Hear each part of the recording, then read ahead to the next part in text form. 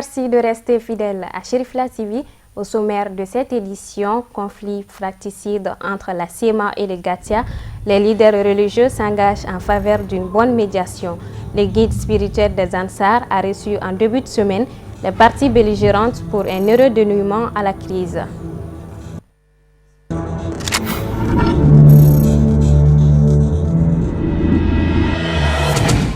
Mesdames et messieurs, bonsoir et bienvenue dans ce journal. Les leaders religieux, sur l'initiative du guide spirituel des Ansar, Chérif Ousmane Madan Aïdara, s'investissent en faveur d'une bonne médiation. C'est dans ce sens qu'une rencontre a eu lieu le lundi et mardi dernier entre les parties en conflit et le guide spirituel des Ansar, Amadou Diarra et Foussine Keita.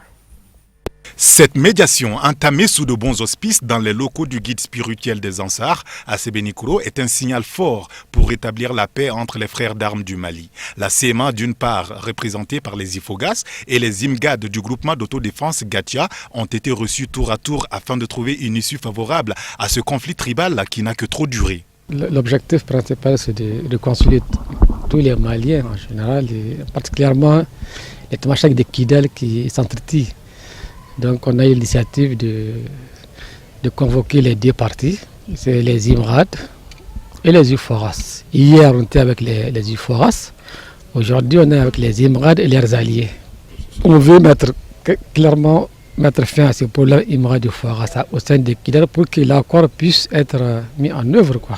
Je pense que c'est possible, grâce aux chefs religieux et aux chefs coutumiers, on commence à avoir une porte de sortie.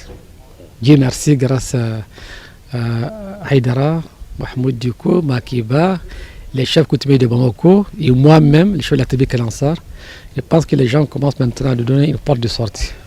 À travers cette initiative salutaire, les leaders religieux entendent jouer encore une fois de plus leur partition dans la stabilisation de la vaste région du Septentrion, contribuant ainsi par la même occasion au retour définitif de la paix tant recherchée dans notre pays. Il y a 2 jours effectivement qu'on est en train de rencontrer nos frères de Kidal, ceux de la SEMA comme ceux du Gacha. Nous avons eu le privilège vraiment de les rencontrer ici. Et moi, et puis le shérif, Mohamed Makiba et les autres frères ensemble, nous sommes en train de voir comment est-ce qu'il faut trouver un terrain d'attente entre nos frères. Et nous avons bon espoir qu'Inch'Allah les frères vont se retrouver très prochainement. Après quelques tentatives de réconciliation entre les belligérants par les autorités du pays, l'espoir est donc permis pour que cette crise fratricide reste désormais derrière nous comme un malentendu et vieux souvenir. D'où l'impérieuse nécessité de féliciter cette médiation tant prônée par les leaders religieux, en l'occurrence Seyd Chérif Ousmane Madan Aïdara, dans la quête d'une paix durable. Ces pourparlers auront donc été fructueux à bien des égards. Cérémonie d'ouverture de la 14e édition du Séminaire national de formation islamique SENAFI. C'était ce mardi 30 août au centre socio-éducatif de Kati. Un événement placé sous le haut patronage du porte-parole du gouvernement, le ministre de la Communication et de l'Économie numérique, Bourama Diarra et Ibrahim Koulibaly. Quel apport des valeurs religieuses et sociétales pour la consolidation de la paix au Mali est le thème de la cérémonie d'ouverture de cette 14e édition du Séminaire national de la formation islamique, SENAFI. La recherche de la paix doit se passer par le renforcement des liens entre les groupes sociaux divers, résultant de leurs valeurs, attitudes et comportements les uns envers les autres, pour s'accepter, se faire confiance, coopérer, décider ensemble. Nous devons construire un niveau de vivre ensemble harmonieux, stable et durable qui soit bénéfique à toutes les composantes d'une population. Nos valeurs sociétales telles que le Snaouia, le Djatikia et tant d'autres sont des réels atouts à exploiter pour construire une paix durable. Cette formation servira à tisser des liens de fraternité et de solidarité entre les élèves et étudiants islamiques. Afin de compenser le vide spirituel dans les espaces scolaires et estudiantins, la LIMA s'est fixé des objectifs comme suivant. Promouvoir l'unité, la solidarité et l'entraide entre les musulmans. Contribuer au développement social, culturel et économique du Mali. Contribuer à l'enseignement des pratiques culturelles et des valeurs spirituelles et morales de l'islam. Rehausser l'image de marque de l'islam par sa pratique correcte. Veiller à l'observation des principes moraux pour un meilleur développement économique du Mali. Participer à l'épanouissement culturel islamique en milieu scolaire et universitaire. La Ligue islamique des élèves et étudiants du Mali, l'IEMA, a été créée dans les années 1994 avec comme seul but de créer la fraternité et la cohésion sociale entre les élèves et étudiants du Mali. Quel apport des valeurs religieuses et sociétales pour la consolidation de la paix au Mali? Je l'ai dit, le sujet est important, mais il est aussi d'une brûlante actualité. Vous souhaitez parler pendant le temps qui vous réunira de nos valeurs religieuses et sociétales d'une part, de la paix d'autre part et de l'interaction entre les valeurs religieuses et sociétales et la paix. D'abord, les valeurs religieuses et sociétales. Je ne voudrais pas faire un long discours, donc je vais prendre des raccourcis. Donnez tous les milliards du monde comme héritage à votre enfant. Oubliez de lui inculquer les valeurs religieuses et sociétales qui fondent notre vie commune. Et non seulement vous aurez tout raté, mais vous ferez de lui un raté. Il y a une vieille sagesse de chez nous et d'ailleurs qui dit ailleurs, connais-toi toi-même, c'est la meilleure des connaissances. Et ici, Sodon, Yirijo, Yeredon, de Gausanabe. Et c'est de cela que vous parlerez. Mais vous parlerez aussi de notre religion, de ce qu'elle est, de ce qu'elle doit être, et non de ce que quelques égarés veulent nous faire croire. Les valeurs religieuses et sociétales doivent se réunir pour qu'il y ait une paix durable au Mali. L'actualité hors de nos frontières nous amène aujourd'hui au Gabon, où les camps Bongo accusent un conseiller du président ivoirien d'ingérence. Le président de la FAO tire la sonnette d'alarme sur le risque de famine dans le sud de Madagascar. Les derniers stocks d'armes chimiques de la Libye transportés hors du pays et environ 3000 migrants secourus ce mardi en Méditerranée après une journée record. Khadija Kité pour le commentaire.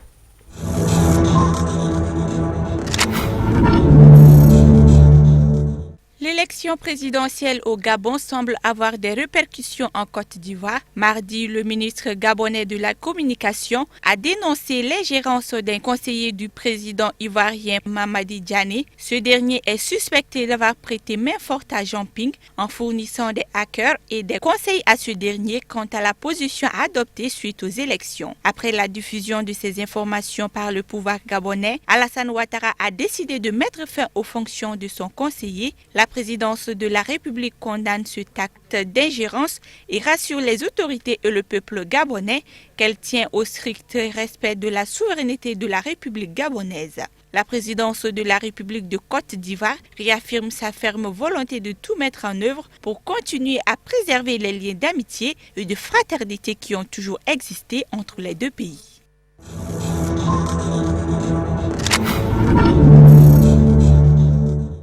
José Graziano da Silva, le directeur général de l'Organisation des Nations Unies pour l'alimentation et l'agriculture, a alerté la communauté internationale sur le risque de famine dans le sud de Madagascar. Dans le sud de l'île, la sécheresse a entraîné une récolte catastrophique et les réserves de nourriture sont au plus bas. Dans cette région, où 1,4 million d'habitants sont confrontés à l'insécurité alimentaire, la crise alimentaire pourrait perturber une démocratie déjà fragile. Le directeur de la FAO appelle la communauté internationale à venir en aide rapidement aux habitants de la région. Le patron de la FAO appelle à s'inspirer de l'expérience à laquelle a été confrontée la Somalie en 2011, où 2000 personnes sont mortes de faim, un cas qui présente beaucoup de similitudes avec celui de Madagascar aujourd'hui.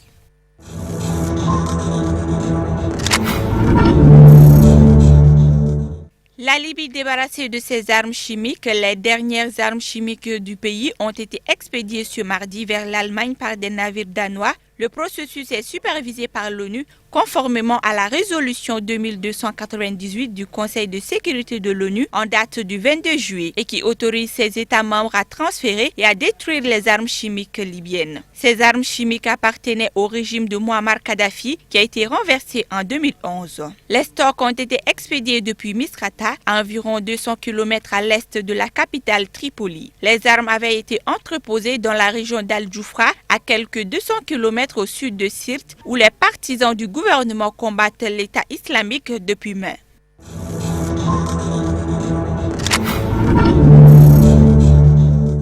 Quelques 3000 personnes ont à nouveau été secourues en mer ce mardi au cours d'une trentaine d'opérations. Les bonnes conditions de météo de ces derniers jours ont entraîné une intensification des traversées clandestines. La veille déjà, 6500 migrants avaient été secourus au large des côtes italiennes pour être conduits ensuite vers différents ports, notamment en Sicile. À bord de ces bateaux, beaucoup d'adolescents non accompagnés, des enfants, des femmes enceintes. Partis pour la plupart de Libye, ces hommes et femmes ont fui les conflits, la persécution, la misère. Depuis le début de l'année, plus de 110 000 migrants sont arrivés sur les côtes italiennes.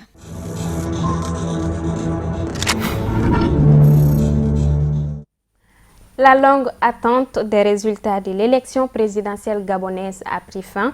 Des sources au sein de la commission électorale donnent Ali Bongo Ondimba vainqueur de la présidentielle avec 49,85% des voix. Son adversaire Jean Ping serait crédité de 48,16%. Amadou Diarra pour le commentaire.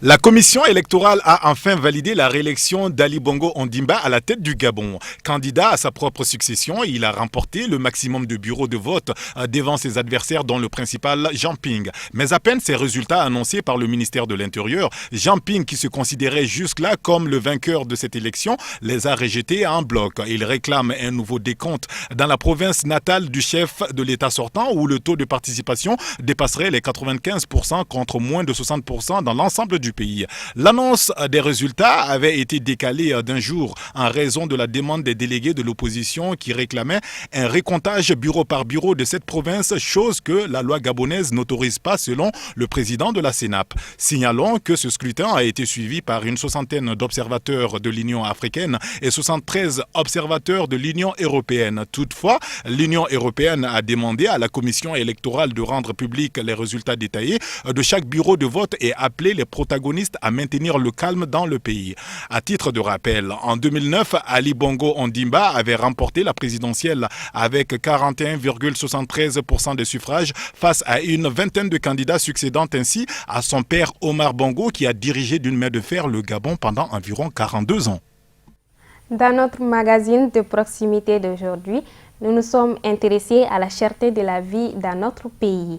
En quoi l'inflation ou la flambée des prix peut-elle avoir une incidence sur nos habitudes alimentaires ou tout simplement notre mode de vie? C'est ce que nous tentons de savoir à travers ces dossiers de la rédaction. Ousmane Sogoré et Mohamed Siriwe.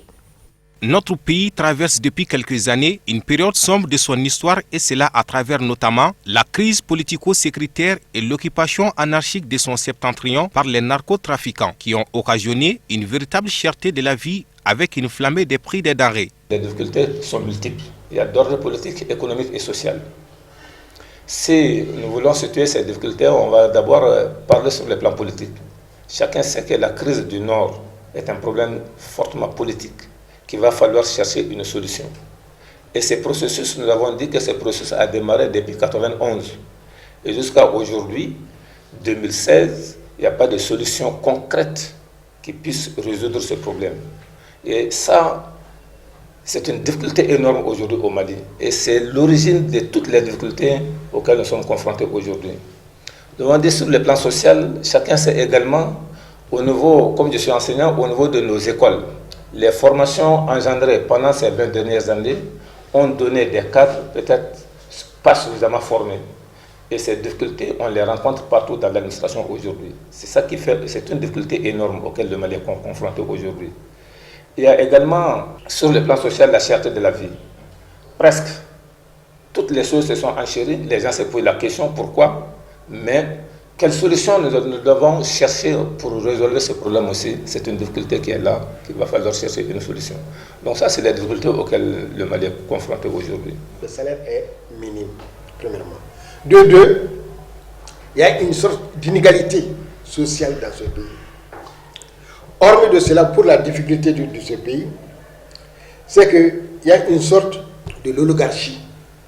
On a fait de tel point que c'est un groupe de sociétés ou de personnes qui ont tout le Mali.